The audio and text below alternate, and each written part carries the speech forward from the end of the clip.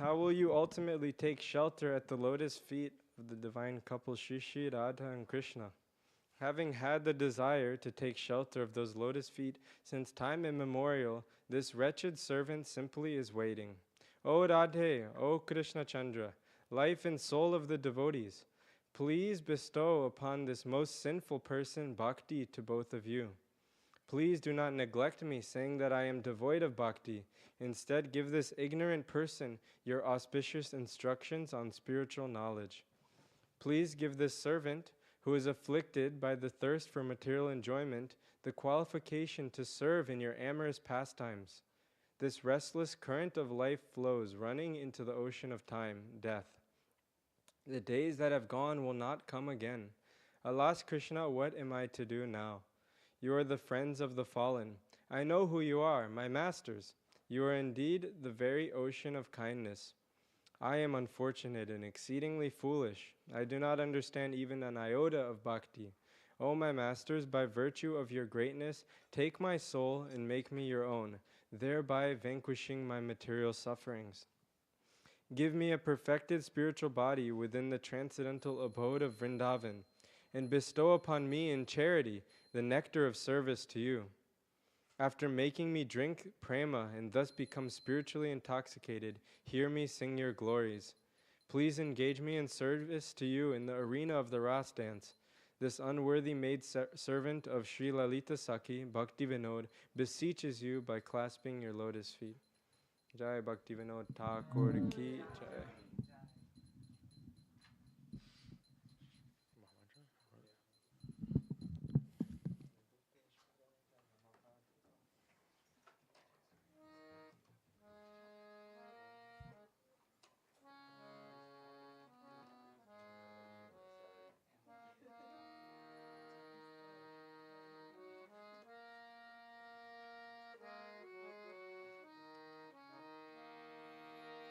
Hare Krishna, Hare Krishna,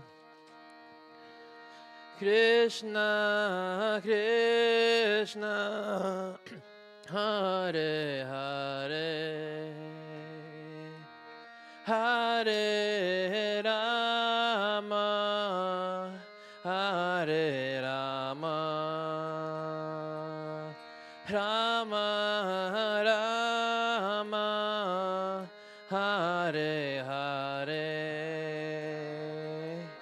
Hare Krishna, Hare Krishna, Krishna Krishna, Hare Hare, Hare Rama, Hare Rama, Rama Rama, Hare Hare, Hare Krishna, Hare Krishna, Krishna Krishna, Hare Hare, Hare Rama, Hare Rama, Rama Rama, Hare Hare.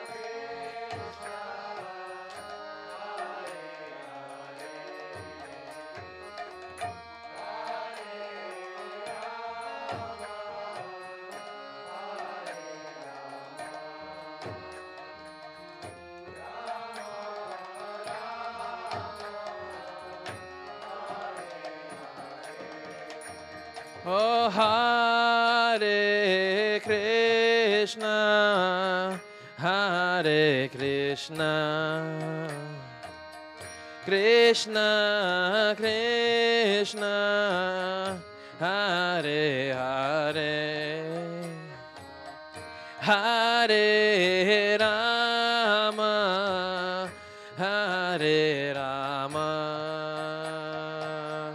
Rama Rama, Hare Hare.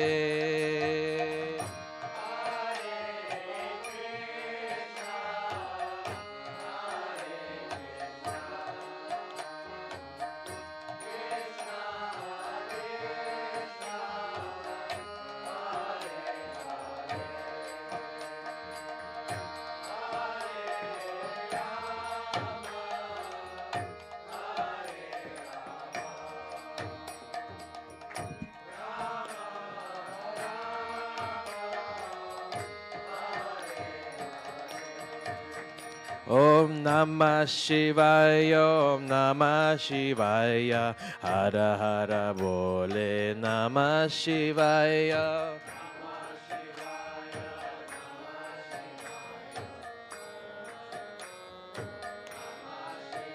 Om Namah Shivaya, Om Namah Shivaya, Hara Hara Bole Namah Shivaya.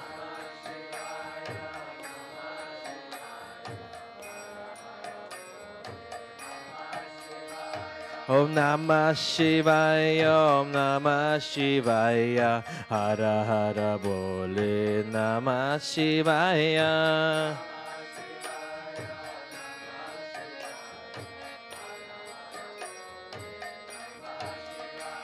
Lokanata Shiva Lokanata, Hara Hara Bole Namah Shivaya. Lokanata Shiva Lokanata, Hara Hara Bole Namah Shivaya. Lokanata Shiva Lokanata, Hara Hara Bole Namah Shivaya.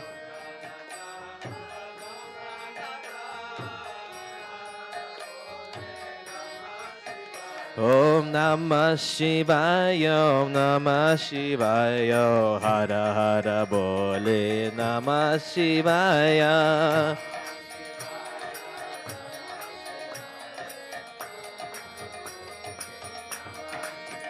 Om Namah Shivaya, Om Namah Shivaya, Hara Hara Bole Namah Shivaya.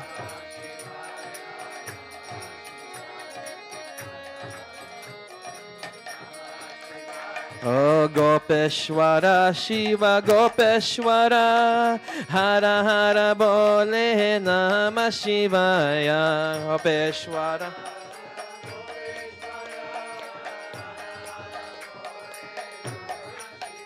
Om Gopeshwara Shiva Gopeshwara, Hara Hara Bole Namah Shivaya. Gopeshwara, Hara Hara Bole Namah Shivaya. Om Namah Shivaya, Om Namah Shivaya, Hara Hara Bole Namah Shivaya.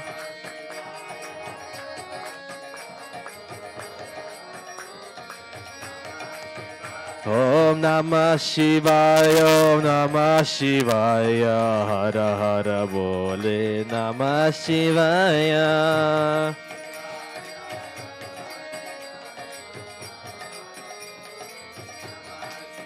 Oh Kameshwara Shiva Kameshwara, Hara Hara Bole Namah Shivaya. Kameshwara Kameshwara, Hara.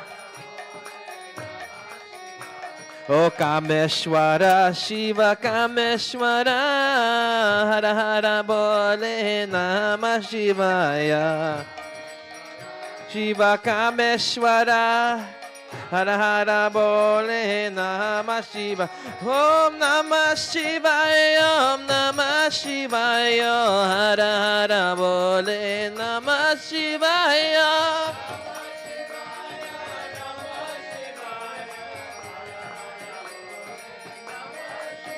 Om Namah Shivaya, Om Namah Shivaya, Hara Hara Bole Namah Shivaya.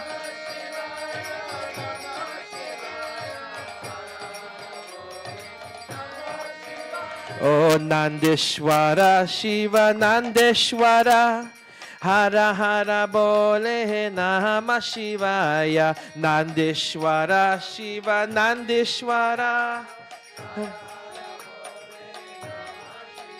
Oh Nandeshwara, Shiva Nandeshwara, Hara Hara Bole Namah Shivaya. Oh. Om Namah Shivaya, Om Namah Shivaya, Hara Hara Bole Namah Shivaya.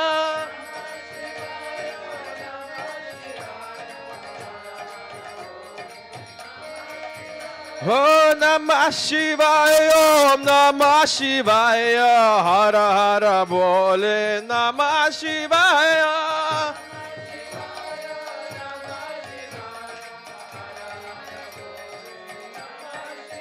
Oh Chakleshwara, Shiva Chakleshwara, Hara Hara Bole Namah Shivaya. Chakleshwara, Shiva Chakleshwara. Oh Chakleshwara, Shiva Chakleshwara, Hara Hara Bole Namah Shivaya. Shiva Chakleshwara, Hara Hara Bole Namah Shivaya. Om Namah Shivaya, Om Namah Shivaya, Hara Hara Bole Namah Shivaya.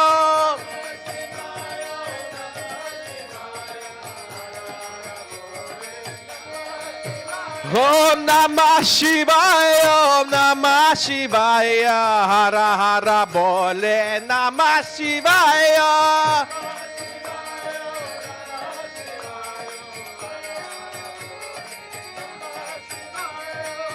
Hare Krishna, Hare Krishna,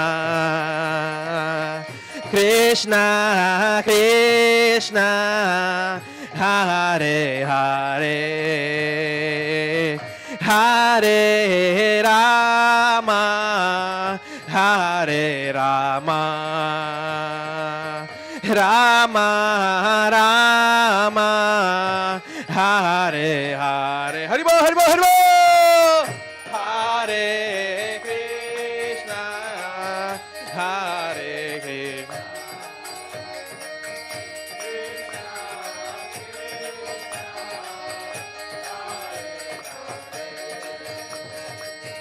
Hare Rama, Hare Rama, Rama Rama, Hare Hare. Oh Hare Krishna, Hare Krishna, Krishna Krishna, Hare Hare, Hare Rama, Hare Rama, Rama Rama, Hare Hare. Hare Krishna, Hare Krishna, Rama Hare. Oh Hare Krishna, Krishna Krishna, Hare Hare, Hare Rama, Rama Rama, Hare Hare.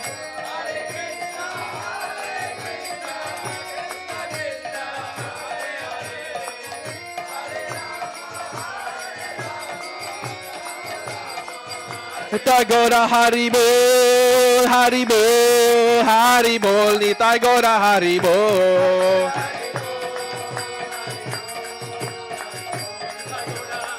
Nitai Gora Haribol, Haribol, Haribol, Nitai Gora Haribol.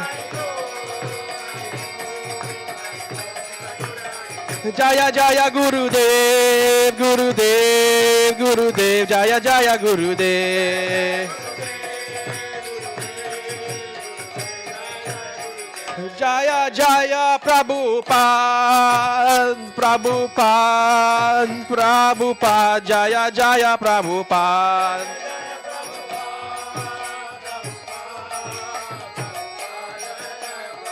Oh Nitai Gora Haribo, Haribo, Haribo, Nitai Gora Haribo.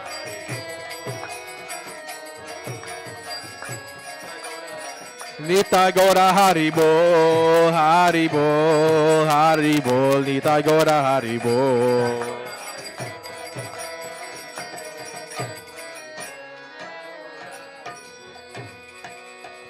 Nitai Gaur Premanande.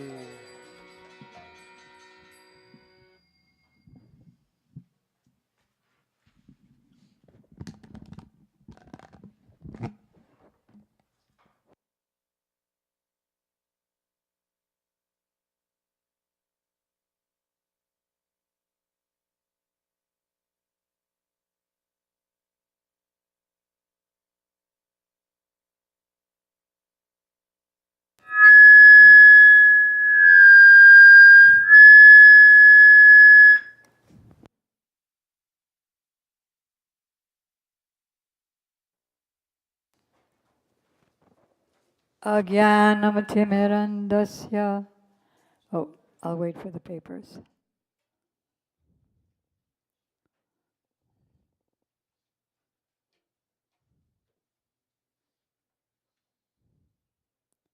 Kadagraja Prabhu, from now on, can you do this when the kirtan is coming to an end?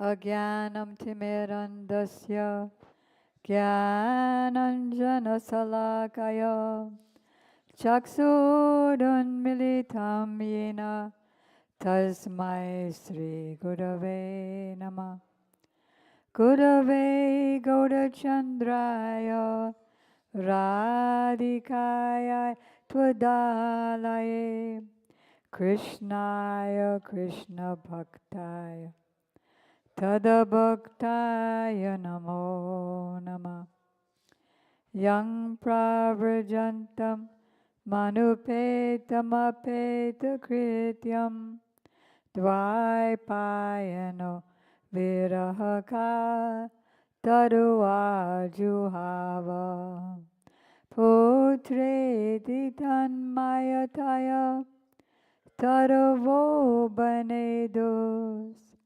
Tang Sarvabhu Hridayam Muni Manatosmi Bhaktya Vihinai Apurada Lakshay Chiptascha Kamadi Tarangamadye Kripamayi Twang Sharanam Prapadyam Brinde Namaste Charanarvindam Tavaivasmi Najivami Tambina Iti Vigyaya Radhe Tam Nayamam Charanantike Kripayati Yadi Radha Vadita Sheshabadha Kimapadavashishtam Pushti Maryadayorme Yadi Vadati Chakinchit Smeraha Sodita Srir Tvijavaramane Panktya Mukti Shuktya Tadakyam Shama Sundara Shikhanda Shekhar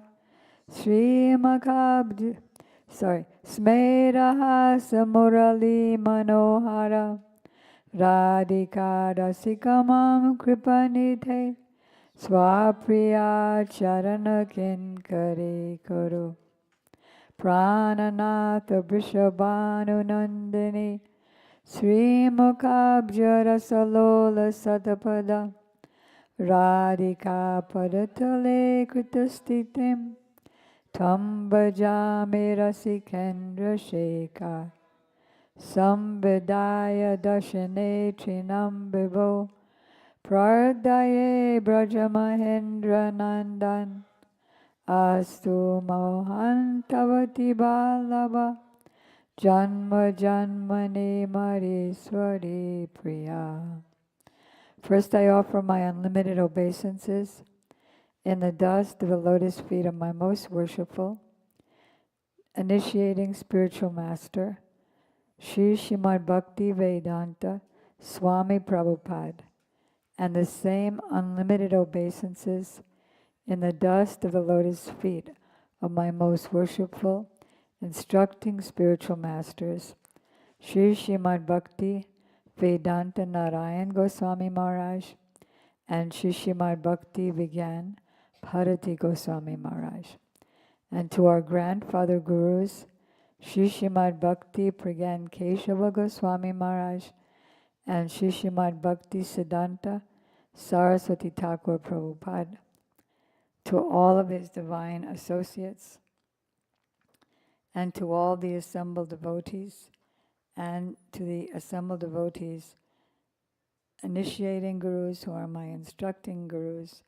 Sri Srimad Bhakti Vedanta Madhav Maharaj, Sri Srimad Bhakti Vedanta Ban Maharaj, and Sri Srimad Bhakti Vedanta Siddhanti Maharaj. Well, that was a lot of Sanskrit, but I think you're all familiar enough. Where are you all from? Nepal. How did you hear about tonight?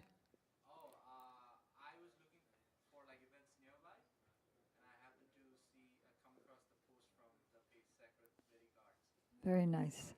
You know that today is Shiva Ratri, right? Beautiful. That's a very nice event. So we learn from the Vedic scriptures that Krishna, Sri Krishna, is the origin of all. He is the cause of all causes and all that is.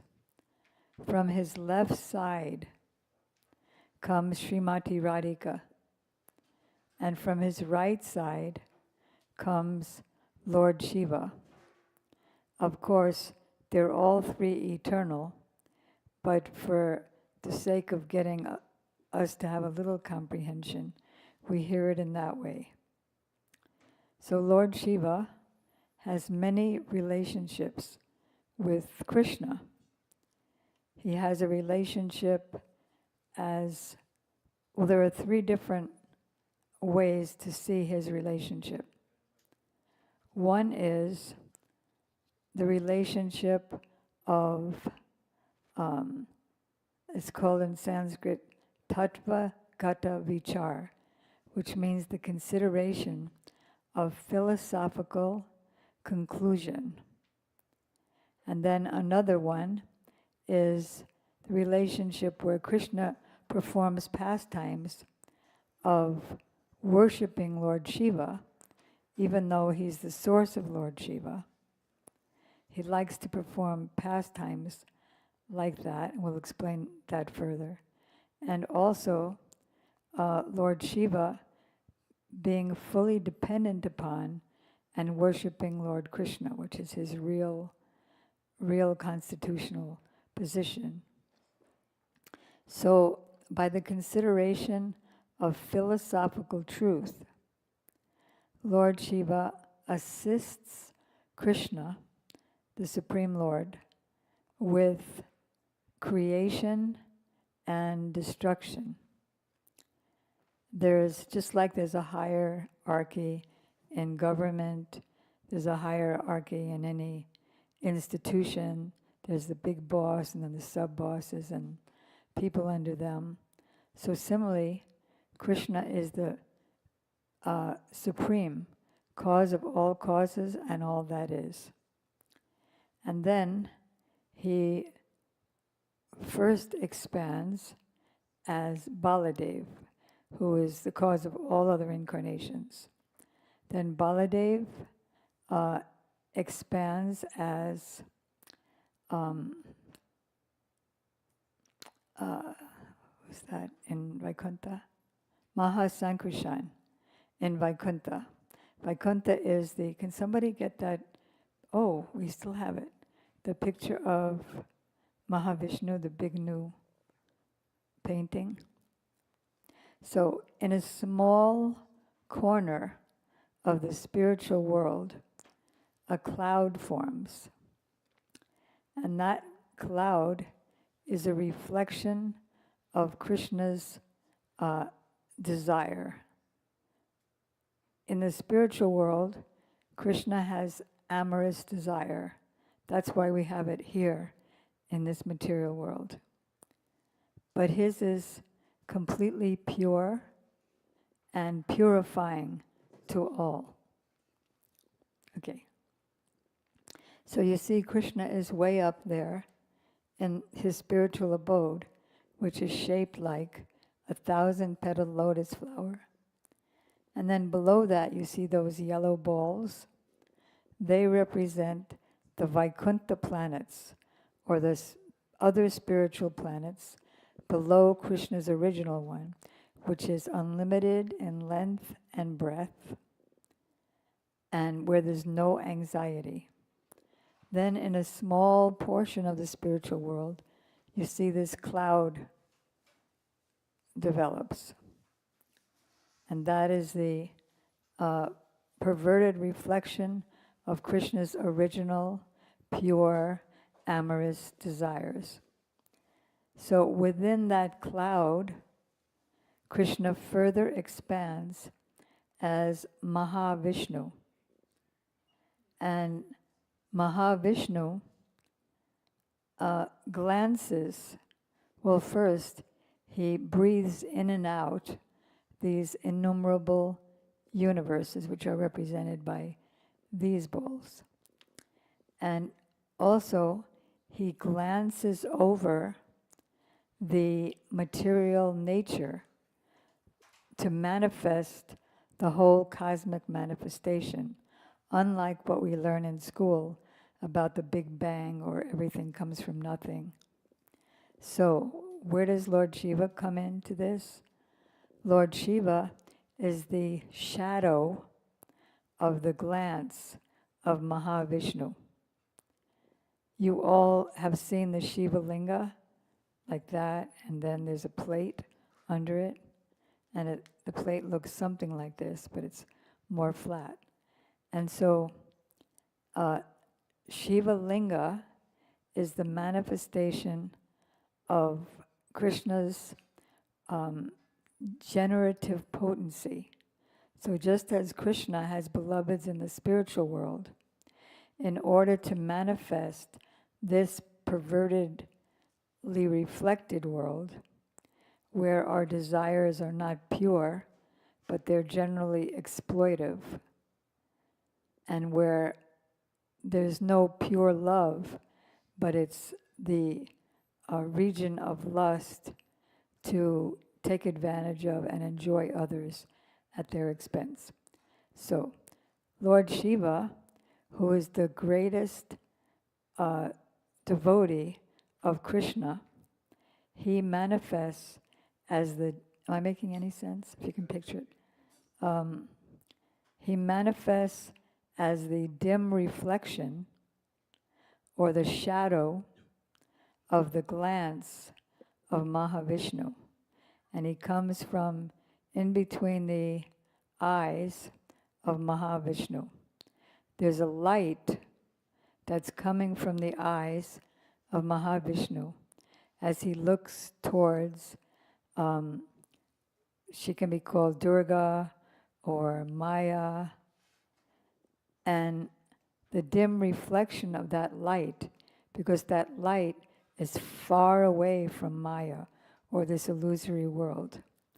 The dim reflection or shadow of that light, and that light is eternal, but the dim reflection of that light is Lord Shiva. And as a glance travels, so Lord Shiva, as the reflection of that dance, unites with Maya or Durga, and that is called Joni. You know, the plate is called Joni, and then the Shiva Linga is the Linga. So they unite. So just like Mahavishnu, for breathing in and out the universes, he has a potency with which he's able to do that.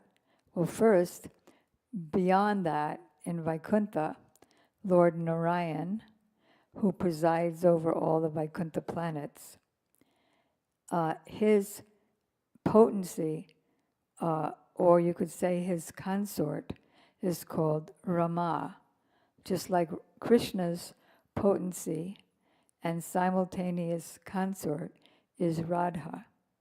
So as Krishna expands to Mahavishnu, so what is that? So Mahavishnu expands, his Lakshmi expands into Rama as the potency of Mahavishnu, and as the reflection of Rama, there's the Joni.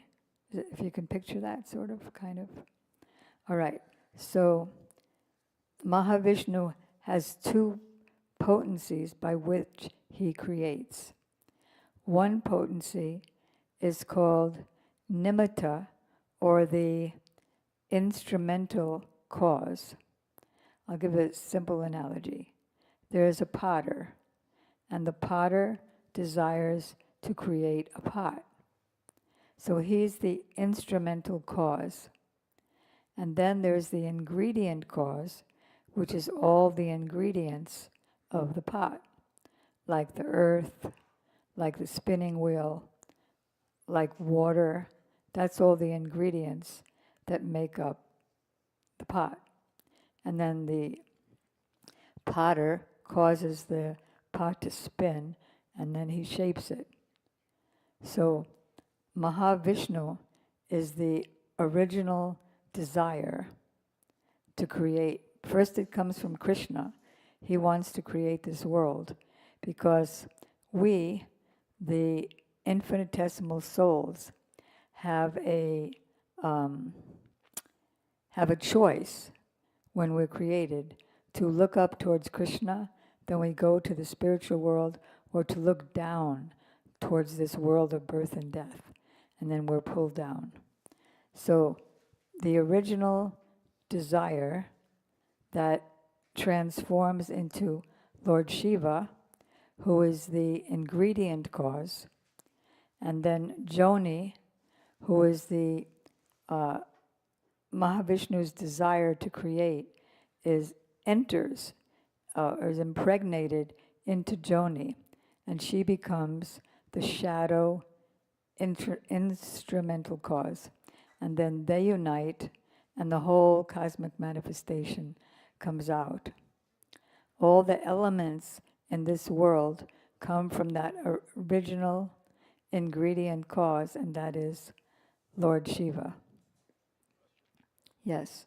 So, where does the lingam and the joni meet? They meet in the one of these each bubble, or is it like out in the ocean? Where is this? Where they meet, of course, this is just a placeholder for the reality, because it's beyond our very limited conception how it all takes place. But she creates all the cosmic manifestation of all the universes.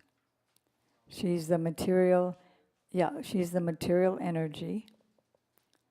That's a perverted reflection of the spiritual energy in the spiritual world. And she is given by Mahavishnu the desire to create. And then the glance over Maya is the dim reflection of that is Shiva Ling, and they connect, and then all the universes come out. There's so many ways that it's explained, just because our understanding is very limited. Also, Lord Shiva is an expansion. There's so many angles. Lord Shiva is an expansion of the Vishnu, another Vishnu form of Krishna called Sadashiva. And then Sadashiva comes from the very original form of Lord Shiva, and that is Gopiswar Mahadev, who is the gatekeeper of that same abode of Krishna way up on top. And the most central, confidential part of that supreme abode is the arena of Krishna's beautiful dance with billions and billions of cowherd maidens. So Lord Shiva is the protector and the gatekeeper of that most confidential region of the spiritual world. You see, because Shiva is such a complex, transcendental personality, it has to be complex to talk about him. And so from that original Lord Shiva called Gopiswara Mahadev, and I'll show you a picture of him. And I say him, but he's in the form of a her. Let's see, Gopiswara Mahadev, yes. So this is Gopiswara Mahadev, if you can all see. He, around his ankle, there is some snakes, because you know that Lord Shiva is adorned with like a snake necklace, and he has ashes all over his body. So that snake necklace is actually another incarnation of Krishna called Shesh. He's a many thousand-headed serpent who acts as the bed of, I don't know if you can see it. Can you walk around with that? If you look in those little balls that are coming out of his body, the balls start in his body the size of hexi atoms. You know what an atom, you can't see an atom.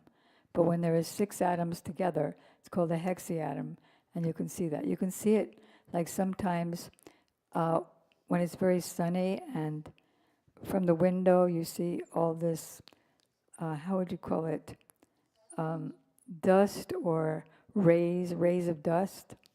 Those are hexiatoms. So then it starts that small, and then they get big as universes. Ours is the smallest universe. It's so complex, really. It's so amazing. Everything in the material world is just so like boring and dull. But the reality of how things go on is very amazing. So Gopiswara is in the form of a gopi.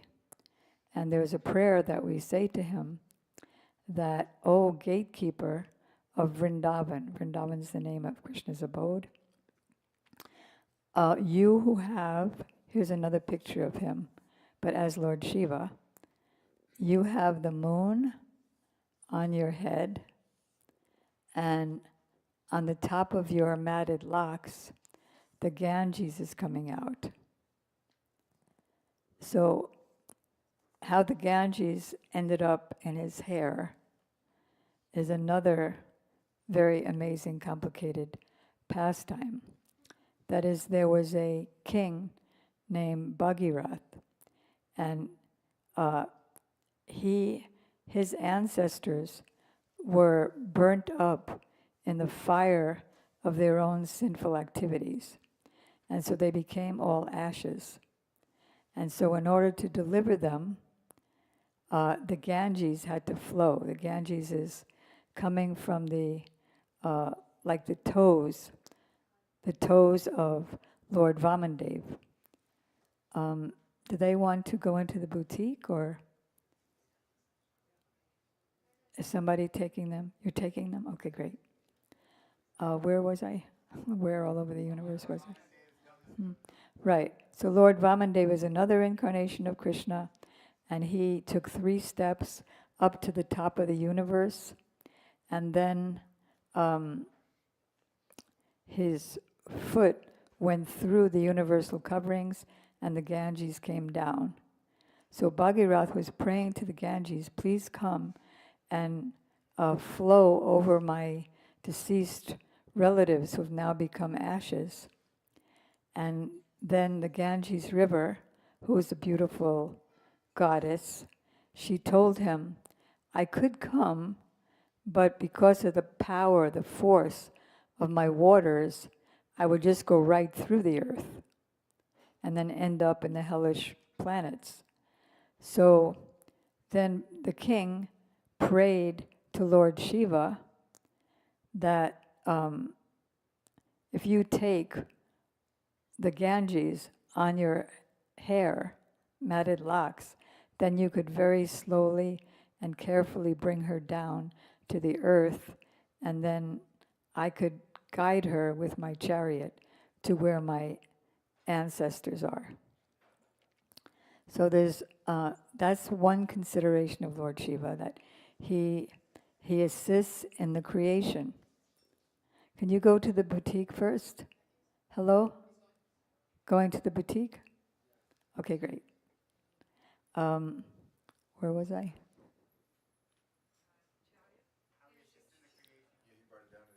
Right. So then he also assists with the destruction of the universe. That is, you've seen his picture many times in that as Nataraj, as that dancer. And you see this round circle is the fire. So what is that fire? Lord Shiva, from the middle of his eyebrows, he has two eyes, one is the sun, one is the moon, and the third eye is that fire that comes from that third eye, and that is what he employs at the time of dissolution. There's two types of dissolution. One is, you all know Brahma, right? You're either Indian or you've been coming here a lot. Brahma is the secondary creator of the universe. And he, where am I? Right, so his third eye creates a fire. And that fire goes on burning for 72,000 years. 36,000 years. And after the fire, there's a flood. He creates that flood for 36,000 years. From the bottom of the universe to almost the top of the universe. And that is at the end of Brahma's one day. His one day is 4 billion, like 300,000 million years. And at that time, he sleeps in his abode, the abode of Brahma. And in the meantime, except for a few heavenly planets, all the universe is ablaze. And this happens again and again. It happens at the end of Brahma's day, and it happens at the end of each day, which is 4 billion, 300 million years. And his life is multi trillions of years. So at the time of his, the end of his day, there's all this destruction, and the bodies of the souls, us, we've been there many times, but we just forgot. You believe that? Why did we forget? Because Maya, or the illusory energy, is so strong. Like a person who's, he's intoxicated, and he's lying in the drains, and he's thinking, I am the emperor of all I survey, and this dog comes and smelling the perspiration, and the salt mixed with his perspiration just licks his face, and he thinks, I'm loved. So we get drunk from the power of Maya, and we think that we're doing fine. And so this is called Maya. We've been through the destruction and creation, many, many times, but due to the influence of illusion, which is like, being drunk on Maya, we forget. So, Lord Shiva also assists with that. And by his arrangement, the souls go into the bodies. You know those balloons that you saw coming out? And in that balloon, you saw another Vishnu form, and he's lying on the bed of that multi-thousand-headed snake. So,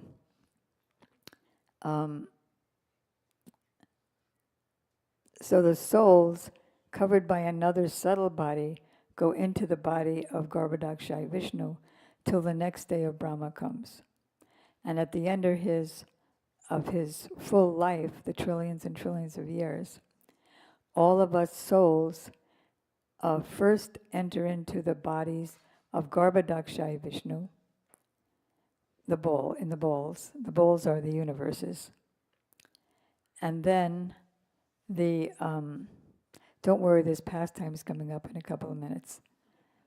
And then all the Garbhodakshayi Vishnus lying down at the bottom of each universe enters into the body of that Mahavishnu that you saw breathing. And so the example is given that Lord Shiva is like somebody who plants, a planter of a big area of wheat. And then that planter, what do you call them? Farmer. The farmer nourishes the wheat plants with water, sun, and if it needs any food. And this goes on for about 6 months, if any of you know about farming.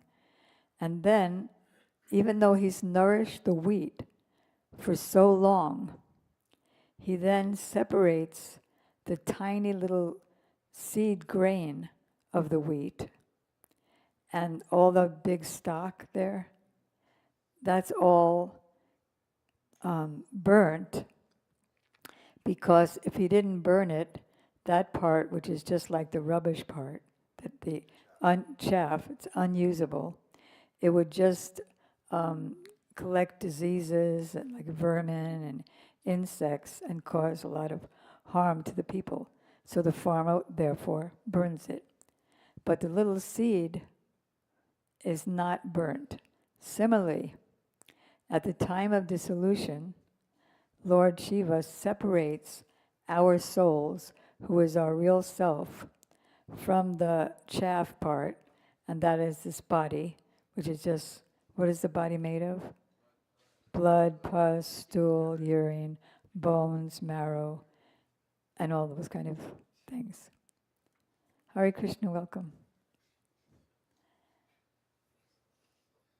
So, where are we? So the souls never die, but they're just resting in the body of Garbhodakshayi Vishnu or Lord Mahavishnu until the next creation comes. And Krishna loves Lord Shiva so much that he gave him that job that nobody else can do. Even Brahma, the creator of the universe, he can't do the destruction. And he can't create as significantly. He can create one universe with the different planets, upper, middle, lower planetary systems. But he can't unite with Maya so that all the universes manifest. So that's the philosophical understanding of Lord Shiva, and that's why it's called Shiva Tattva. We have a few of these books here if anybody wants to avail yourself of them tonight. So Tattva means philosophical truth. So now I'm going to call on some devotees who are going to share some pastimes, human-like pastimes of Lord Shiva that he performs in the service of Krishna. So are we beginning with Jai Govinda Prabhu? Okay, like these here, these are a couple of Lord Shiva's pastimes too. In this one, he's glorifying Krishna, and in the other one, he's conversing with Narada Muni about the reality beyond the illusion. And then I'm going to tell a pastime too. I just got excited to do that. Okay. And let's see, the watch is here. So everybody will get 10 minutes for their presentation. And now we have a brand new clock up on the wall. What?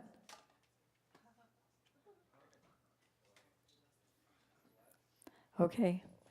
With a very short Mangalacharana. Yeah. Are you ready? Yeah.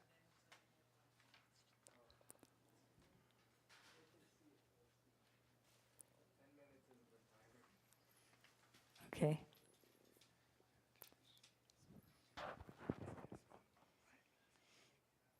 Om Jnanatimirandhasya Jnananjanashalakaya Chakshurunmilitam Yena Tasmai Shri Gurave Namaha Nama Om Vishnupadaya Radhikaya Priyatmane Shri Srimad Bhaktivedanta Narayanaiti Namine Sri Krishna Lila Kathane Sudaksham Audare Madhurya Gunashcha Yuktam Varam Varenyam Purusham Mahantam Narayanam Tvam Shirasha Namami. I offer my unlimited humble obeisances. Can you speak closer to the mic, please? Srila Gurudev means my eternal spiritual master Srila Bhaktivedanta Narayan Goswami Maharaj and our entire Guru Varga in this Brahma Madhva Gaudiya Sampradaya, and also to my divine well-wisher Shyamarani Didi, and all the my humble respects also to all the Vaishnavas, Vaishnavis, and all guests present in this auspicious Shiva Ratri festival. So Shyamarani Didi has kindly requested me to speak about Lord Shiva. So it's a very deep subject, and just like Shyamarani Didi mentioned, he's very complex and not so easy to understand because there's so many sides to him, and he has also many forms, like this form of Shambhu that Shyamarani Didi mentioned, that appearing in the at the time of when Mahavishnu is impregnating, or his glance is like taking the form of this Shiva, and then getting connected with Maya, which is also this material nature's form. And then there is another form of Shiva also that appears when ultimately, when all these material universes, the Brahmandas. Don't repeat. Yeah, I'm telling how there's another form of Shiva who appears when Brahma is creating in all of these Brahmandas in the material universes. Brahma is creating the universe and all the living entities. So from between his eyebrows, when he is expressing his different creatures he's creating. So one is when he's expressing some anger, then from form of Brahma then manifests the form of Rudra, which is another form of Shiva. So there's Haridas, can you get that picture that he's talking about? Go ahead.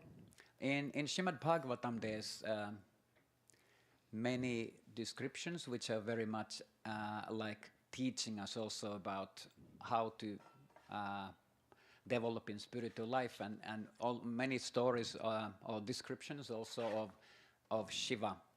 And one very much kind of like a instructing story is when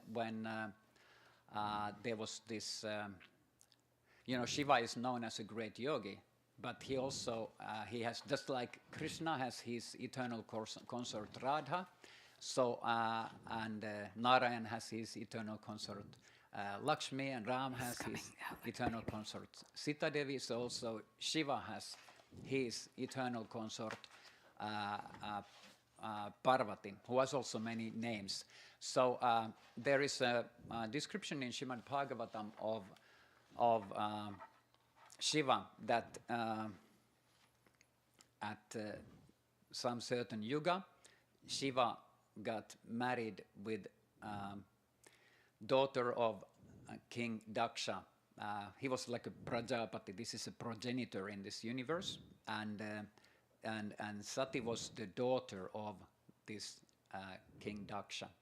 And Shiva, because we know he's a great yogi, and yoga includes also a lot of tapasya, ascetic lifestyle, simplicity and austerity, ascetic performances, all kind of things. And then anyhow, because in royal families, the women in the Vedic times, they had the right to, they were not just given an instruction or chosen, the parents didn't choose their husband. Rather, these girls in Vedic culture who were born in these Kshatriya or especially in Kshatriya families, like in royal lineage and like that, they had the right to have certain what's called Swayamvara. And this means when they're coming to the age of getting married, then they have a right to perform a specific ritual, which is called Swayamvara, where all kinds of princes and all kind of mighty, wealthy personalities come there in order to get her as their wife. So this Sati had the right to perform this Swayamvara, and in that Swayamvara, in this ceremony where she had all the the personalities maybe in this Swayamvara, they're also competing, they are tested and all that. So when it was Sati's Swayamvara, she chose Shiva as her husband, but her father Daksha, who was, because he was the leader of all the progenitors, means all the Prajapatis in this universe. So he's What's a Prajapati? He's a progenitor. What's that? How can I explain it in English? Who begets children all over the world, all over the universe. Yeah, that's, in my mother tongue I could have explained it. Kanta isä, you can say in my language. So, progenitor, yes. So, so he was very proud about his position, because he was a leader of all these Prajapatis, the progenitors of the universe, and because he thinking that himself he's a king. So what is this? My beloved and beautiful daughter Sati. Where would this ascetic personality Shiva, who has no property, no house, he's living in crematorium and he's wearing a garland of skulls on his neck. He's, like mentioned, he's having around his neck, he has this snakes, and maybe also around his arms, snakes are there, and he has the moon on his top, crescent moon on top of his head and everything, and he's like just wearing like a skin of a tiger around his waist, and this how do you say in English, this quatrain, Trishul in Sanskrit. Trident. Trident, Trishul in Sanskrit. Speaking of three, trident, look, that's how much time you have left. Where's that? Up there. Oh, yeah, okay, yeah. Wow, okay. So, 3 spikes in Trishul. So, and then Daksha was making offenses many times to Shiva and calling him, names and abusing him and saying that, oh, you with the eyes of a monkey and all kind of things. And Shiva is completely beyond false ego, so he can take it easily. He's completely transcendental. So, but Sati, it means there was a big sacrifice taking place in the arena, and Shiva was not invited because Daksha was against him. So, but anyway, because daughter has always, anyway, despite whatever happens, she has love and affection for her father. So she wanted to anyway go and see her family members and see the beauty of the arena and see her father and all that. So, but there, Daksha again was, rebuking, offending Shiva, and then she was so offended by that that she just decided to leave her body, and she actually burned her body to ashes in the fire of mystic yoga in the corner of that Yagastali, the arena of sacrifice. And then news of this reached Shiva, and he was completely like broken-hearted, and extreme sorrow overcame him. And then all these Shiva went there to the arena of sacrifice, and all these followers of Shiva, all kind of ghosts and hobgoblins and whatever, all kind of weird and kind of really amazing creatures that are following Shiva also. Because he's very compassionate, he's delivering all kinds of living entities. And then they destroyed the entire Yagya Stali, that's arena of sacrifice. And then Shiva was carrying the body of Sati all around the universe and many years, and then ultimately it was getting rotten, and then it was the smell of this rotting body of Sati was. Where'd you read that?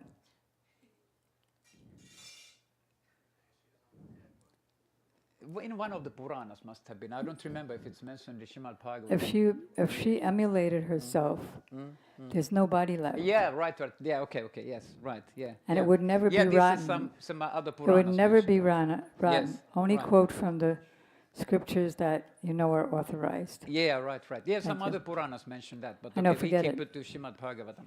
So anyway, afterwards, Sati, in her next life, she was born as the daughter of the Himalayan mountains, king of the mountains called Maharaj Parvat, and her name was in that lifetime, she was called by the name Parvati.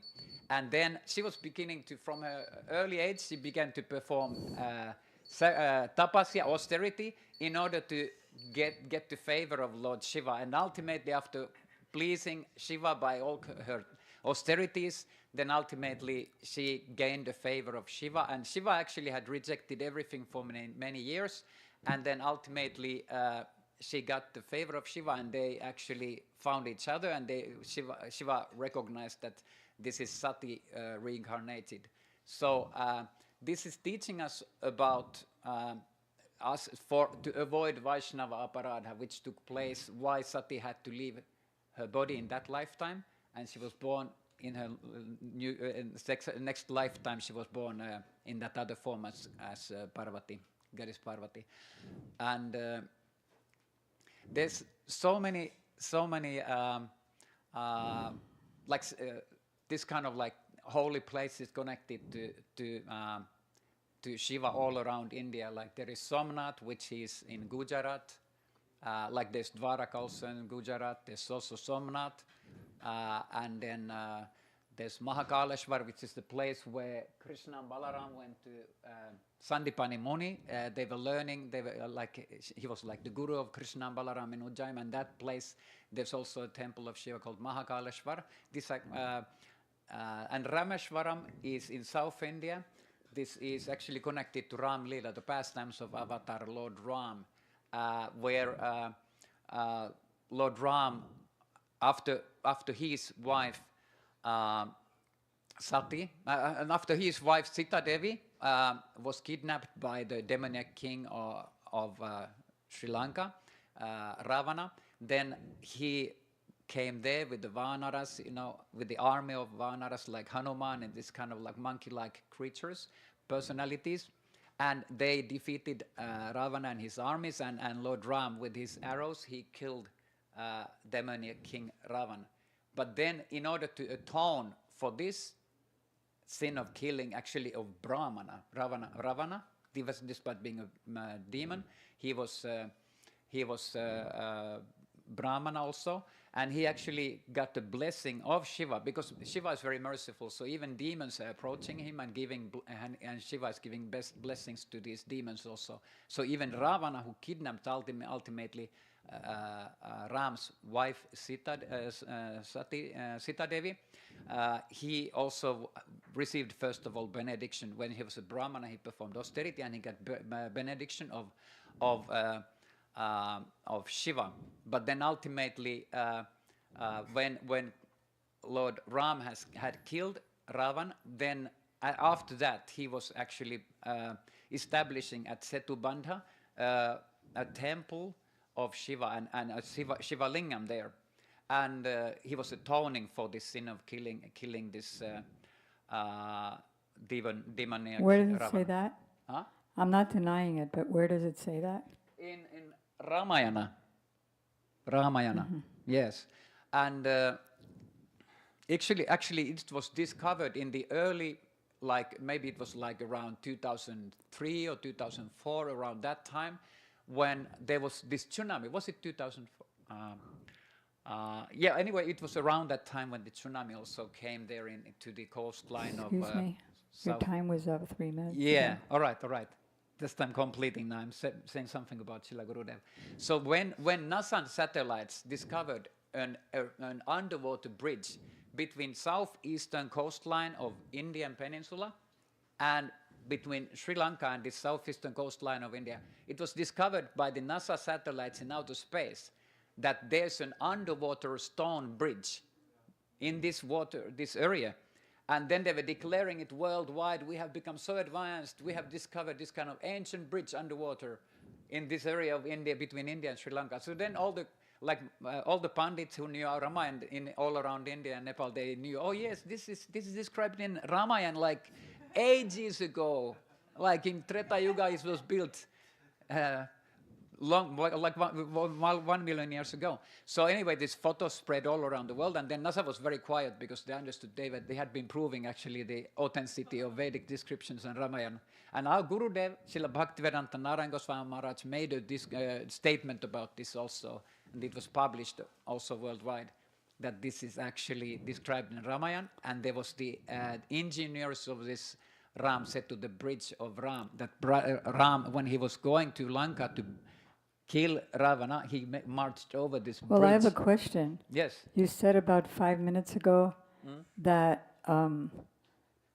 that Sati, the wife of Lord Shiva, she had to take another birth as the daughter of the Himalayas because of some offense that she did, and then she again had to get The Lord Daksha made the Shiva's- offense.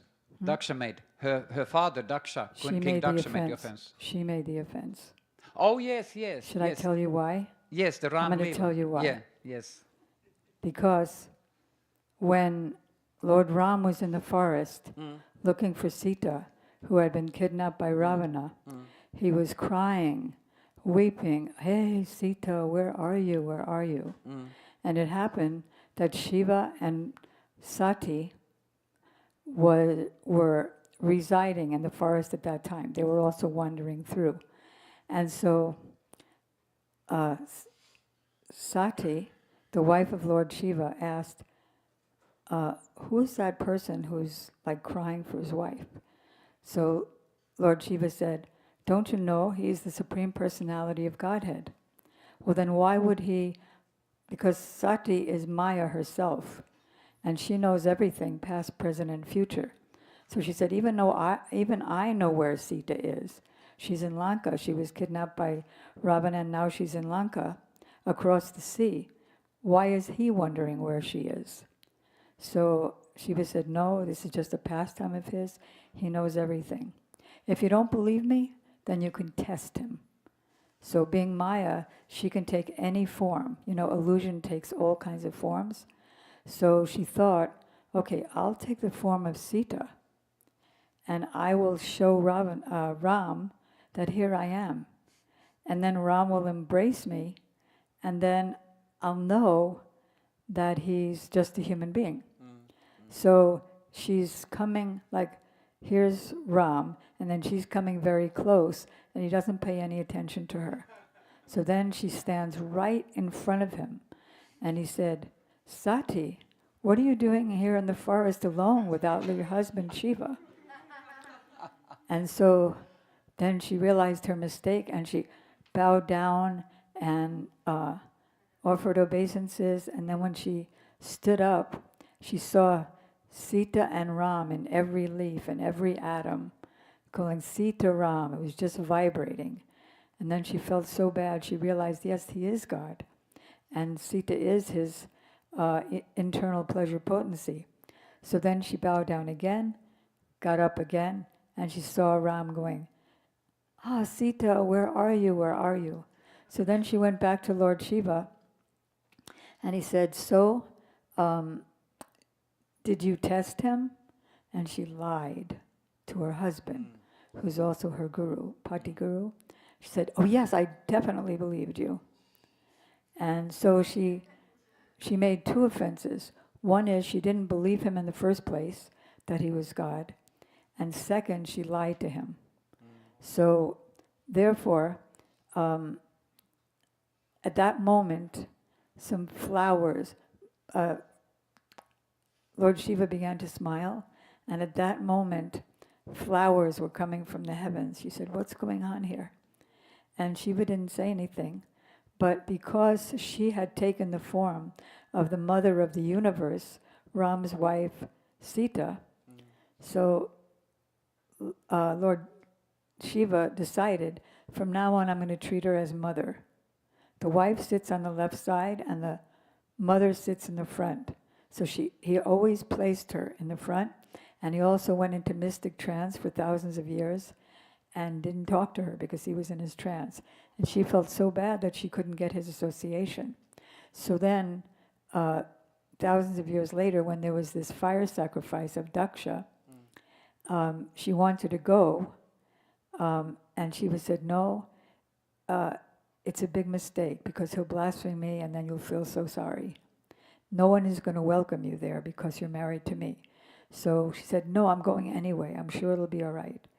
So she went, and then she was very unhappy, and then she emulated herself by the fire because she thought, number one, I don't want to have a body that's connected with this demon father. And two, her real reason for doing that is that she could no longer tolerate the separation from Lord Shiva after the offense that she did. So that's why she changed bodies, did austerities, and then Lord Shiva accepted her back. Thanks. Exactly. Is there any other person who's ready to speak tonight? Haridas, are you? Sarada's going to speak tonight? Great. Okay. Can you come here? Thank you. Jai. That was a lot of good pastimes there. Yeah, Haribol.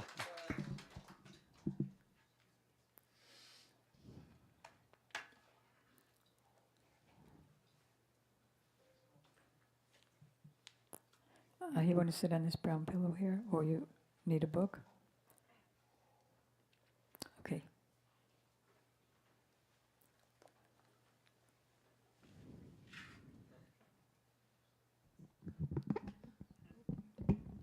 There's your timer. Gyanam Timarandasya Gyananjana Shalakaya Chakshurun Militam Yena Tasmai Shri Gurave Namaha. I start by attempting to offer my whole heart and humble obeisances to the lotus feet of my Diksha Guru Devi, Srimati Shamarani Didi, and the same obeisances unto my Param Guru Devs, Srila Bhaktivedanta Narayan Goswami Maharaj, and Srila Bhaktivedanta Swami Prabhupada. I was just going to tell a nice pastime of Shiva when he visits Krishna as a baby. And this morning we heard Vasanti mention that Lord Shiva becomes the hill of Nandagram to witness Krishna's childhood pastimes. But he also has a strong desire to have personal darshan of Krishna also. And near Krishna's childhood home, Lord Shiva has a sitting place where he meditates on Krishna and his names. And after Krishna appears, he develops a really strong desire to see him in person. So he wanders all over Vrindavan looking here and there for Krishna, and is met with little success because when he does find where Krishna is, he's either sleeping or he's with Mother Yashoda and feeding him. And Mother Yashoda is also very afraid of Lord Shiva because he's covered in ashes, he has snakes all around him, he has matted hair. He's like, she says, you'll scare my baby. I don't want you to see my baby. Why do you want to see my baby? So, he's devastated. All he wants is darshan of his Lord. So he makes a vow to not leave this place, and he stays outside of Nandabhavan. And there he's chanting Krishna's names, playing on his little drum, calling out to him. And simultaneously, Krishna is inside, wailing and crying, and no one can get him to stop. Nobody knows how to pacify him. And the elder gopis come and to Mother Yashoda and they say, there's that mystic yogi outside, and maybe he has some mantras that he can use to pacify the child. Like, Krishna only started crying once this person showed up. So they go and fetch Lord Shiva, and he comes in so excited now that he's getting the chance to see Krishna. And he has his hands full of mustard seed and salt and touches the forehead of baby Krishna to give him blessings.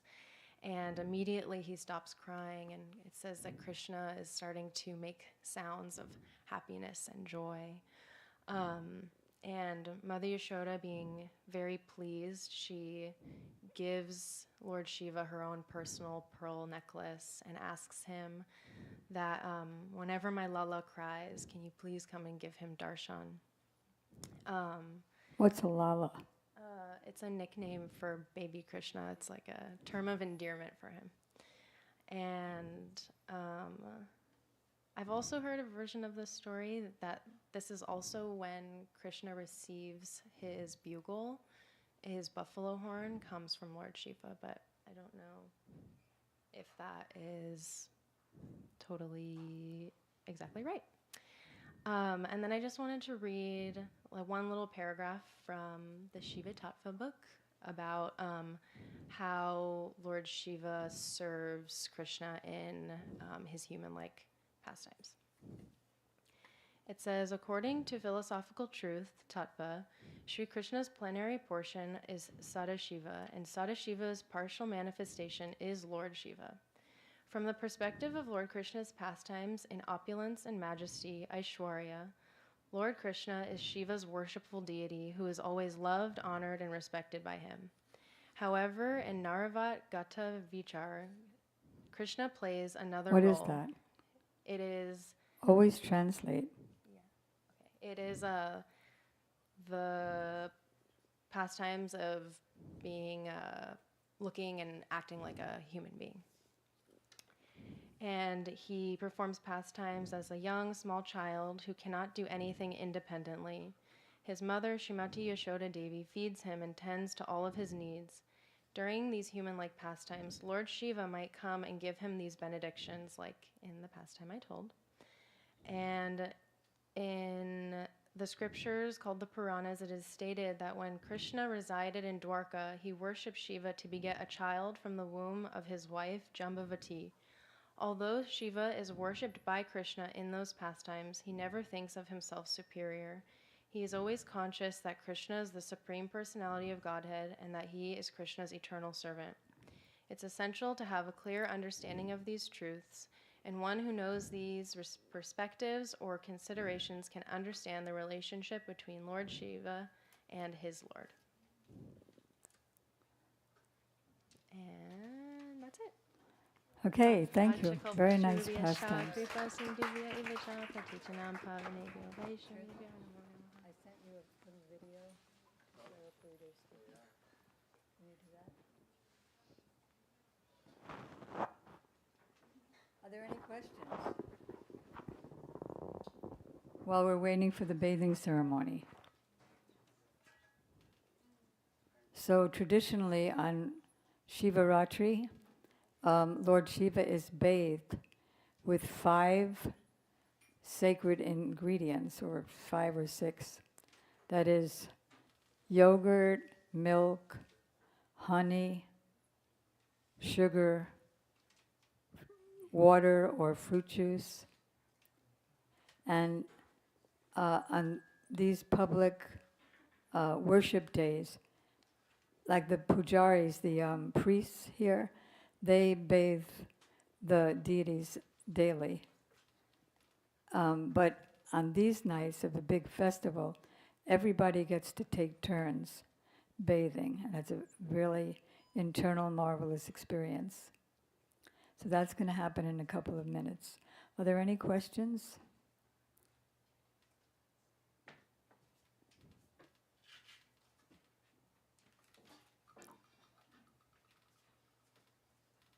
Do you have the video ready with the screen? Hmm? No questions at all? Okay. So while they're getting ready, can you let me know when the video is ready? Okay, and while they're getting ready, I'll just tell another pastime that Narada Muni, all know who Narada Muni is, eternal spaceman who flies around the universes chanting Hare Krishna. So he came to Lord Shiva and he said, "You are the most intimate, dear and near servant of Krishna, and you are the greatest recipient of Krishna's mercy." So Lord Shiva became somewhat angry. He said, "How can you say that? Because by the desire of Krishna, I have to give boons, benedictions to all these demons who are against Krishna." And then Narada said, "But I know that these boons always have loopholes in them." You have it? So I'll just finish quickly. Always have loopholes in them.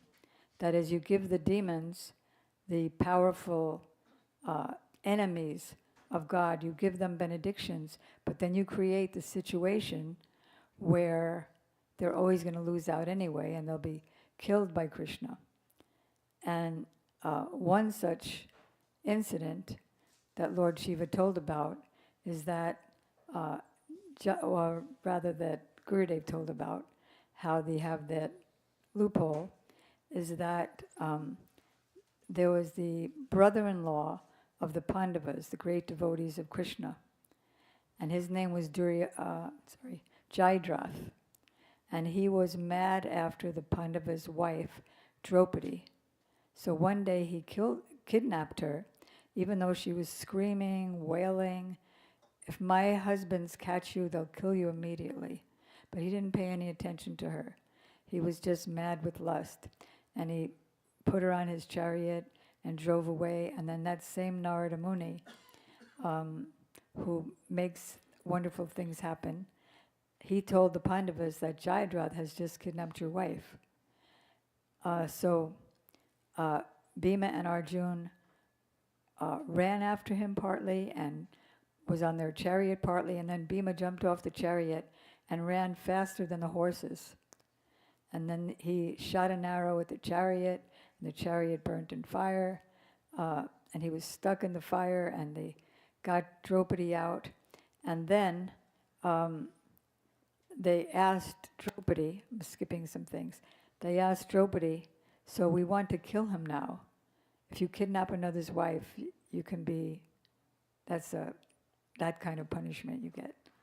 So Draupadi said no, because he's our brother-in-law, and his wife will cry for the rest of her life if he's killed. So Bhima and Arjuna wanted him killed, and Draupadi didn't, so Krishna decided, yes, what we'll do is we'll kill him and not kill him at the same time. Because there's a saying, and I think most of us have experienced it, dishonor is worse than death, right? We feel like it's better if I die than be so dishonored. Anybody have that experience? I have. So they shaved his head with a few hair things sticking out, and then they gave him a goatee, and so he looked very ridiculous, and they sent him off. Then he said, "It's better if I would have died. I have to take revenge." So he did great austerities to please Lord Shiva. And then Lord Shiva, he was doing such austerities of fasting and things that he was just about to even cut off his head to please Lord Shiva. And Lord Shiva appeared. He said, "What do you want?" He said, "I want to kill the Pandavas in the war that's coming up." "Well, no, you can't do that." "Then I want it so that they can't kill me." "Okay, I can do that." So if anyone shoots your head and your head flies off and it falls on the ground, your life will come back. Even if you get killed 1,000 times, your life will come back. But if your father throws your head on the ground after it flies, then you'll die forever. So my father's never going to do that.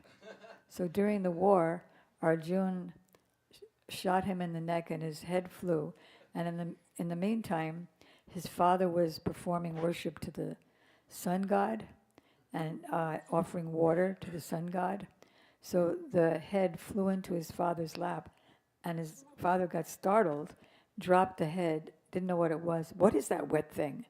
And then when he saw it was his son's head, he said, "Oh, my son, now you are dead." So that is an example of how even though Lord Shiva gives boons to the demons, it always has a loophole, and they always get defeated by Krishna and his devotees.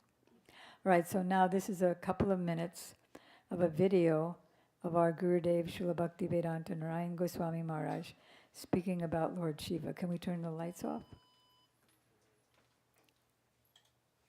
One moment.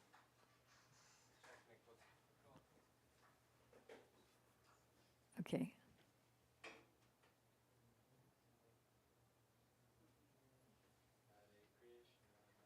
Krishna, Krishna, Krishna, Hare Hare.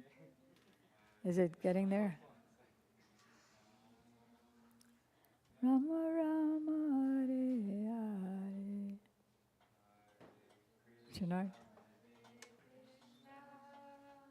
Krishna Krishna Hare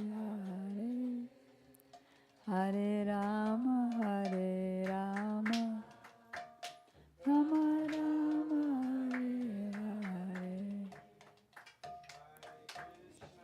Hare Hare Krishna Krishna Krishna Hare Madhu Hare Rama Rama.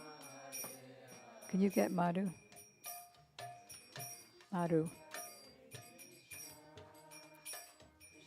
Can you get Madhu?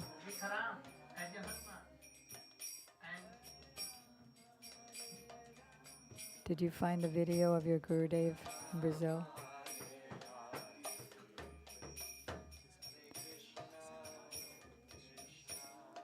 Anyway, whatever it is, I just wanted them to see the video if you couldn't learn it. Do you have the video? It's on the phone, right?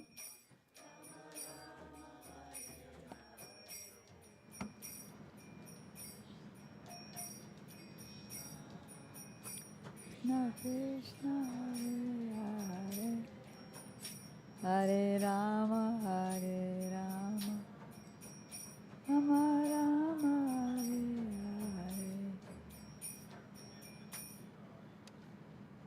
Okay.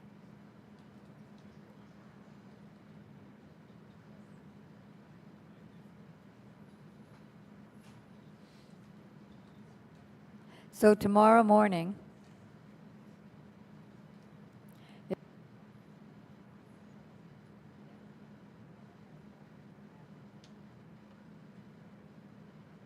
and then this evening, and then tomorrow morning is the last class of glorifying Lord Shiva, and about 3 or so devotees will speak, and then there'll be a big breakfast feast, so if anyone is happy to come, you'll have a nice time, I think. And that starts